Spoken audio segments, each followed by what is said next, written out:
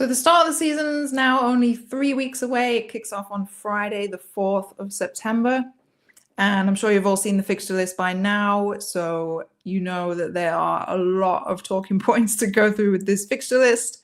So let's just get straight into it.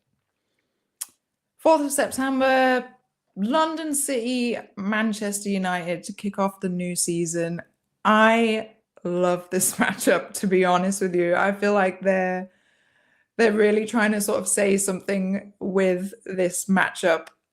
It's a team in London City who are investing heavily into their squad. They're really trying to push, and you contrast that with a Man United team who are losing all of their best players and seem to have no interest in their women's team at all.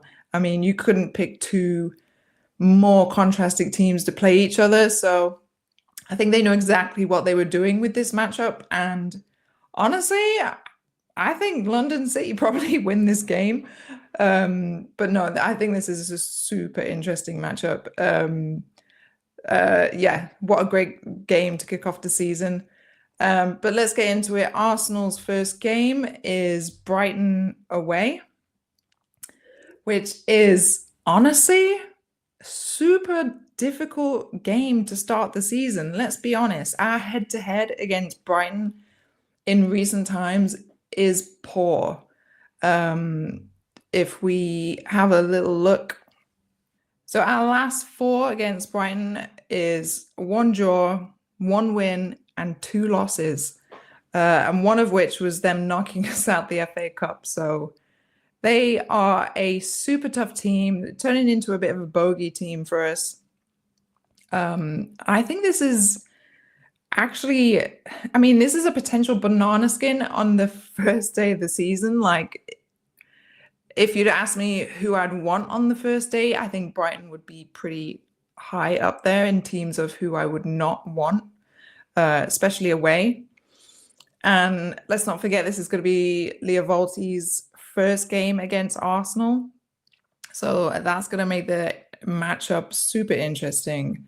But this is a ridiculously tough opening game, honestly. When you compare that to the fact that Chelsea and Man City, Man City at home to Birmingham, Chelsea also at home to Villa, you would put money all day on them picking up 3 points in both of those games.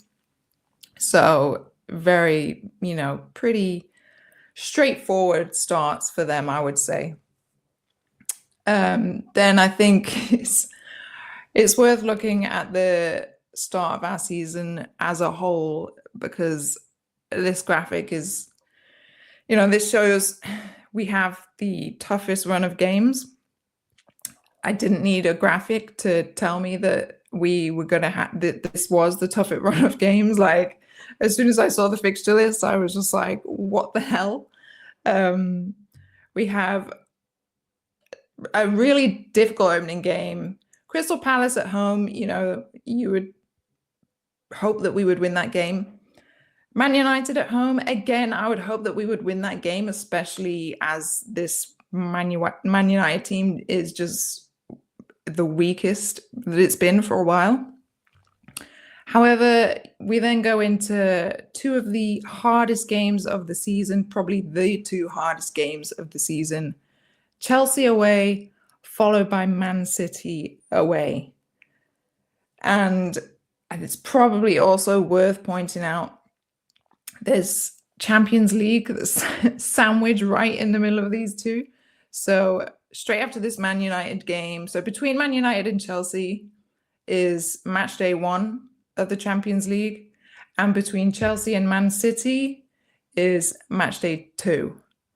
So theoretically, you could get Man U, you could then get a Barca, maybe you get, I don't know, I mean, Man City, you could get Man City, Real Madrid, Lyon, you could have 5 of the hardest games in women's football all in the first, few games of our season. It's crazy.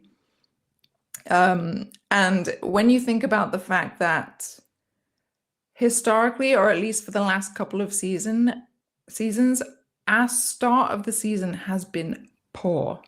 It's been really, really poor, to the point where I would say we lost the league last season. Like by October, November, like the season was done. We were no longer in the chase. And the same in 24-25.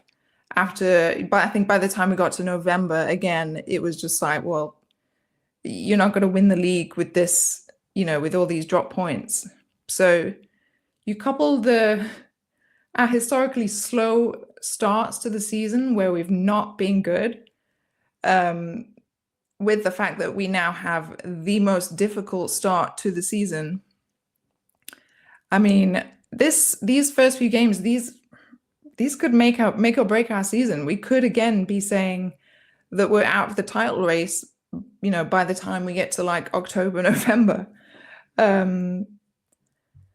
So I can't help but feel like a City or a Chelsea fan is the one that did the fixture list this season, because they've really gone all out to try and mess us up at the start of the season.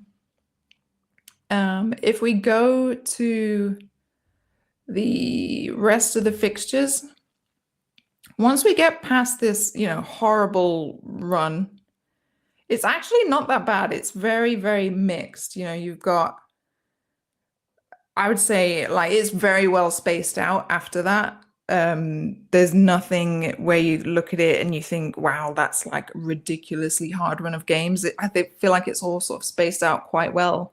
So if you get through those tough few games at the start of the season and you do pick up a good amount of points, not only do you have the confidence, to go on and do really well, but the fixture list after that just gets a lot better.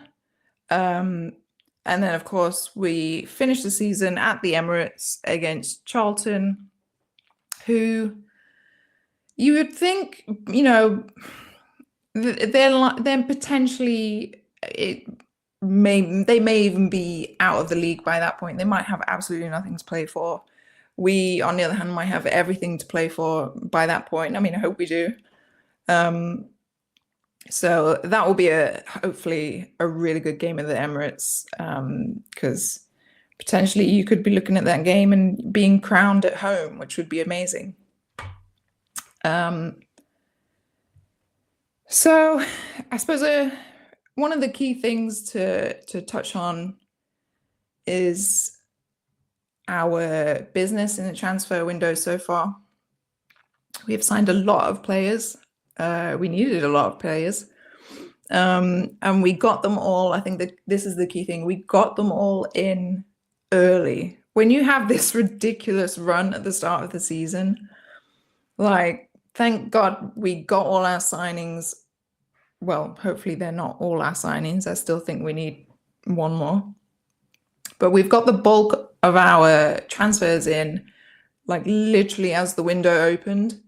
So they've had loads of time now to get used to the team, get used to training, really like bed in. You would hope come, 3 weeks time, they'll have already been training for quite a while. They'll have done all of the preseason games. So I think that's, if we're going to take positive, it's that we've just got the bulk of our business already done. Saying that, we still need a centre-back, in my opinion. I thought we needed a centre-back last season and we didn't get one. I still think we need a centre-back, so hopefully Arsenal think the same. So something else this season, the fixture times. We've got a bigger range of fixture times this season, which a lot of people are going to be really happy about. I'm definitely happy about it. I could not stand that they put like every single game on at midday, like for people like me who like to watch, more than one game if they can. Like, it just was really, it just wasn't good having so many games on early in the day, all at the same time. it was not good. So we've got a bit of a range this season, which I like. Some Friday night games, and then they've spaced the games out a bit more on weekends. So hopefully a few more people find some games easier to get to. All right, guys, thanks for watching. Don't forget to subscribe to the channel. I'll have videos out soon on season predictions, discussing our transfer window, and also our best 11 as we kick off into the new season. So thanks for watching, and I'll see you in the next one.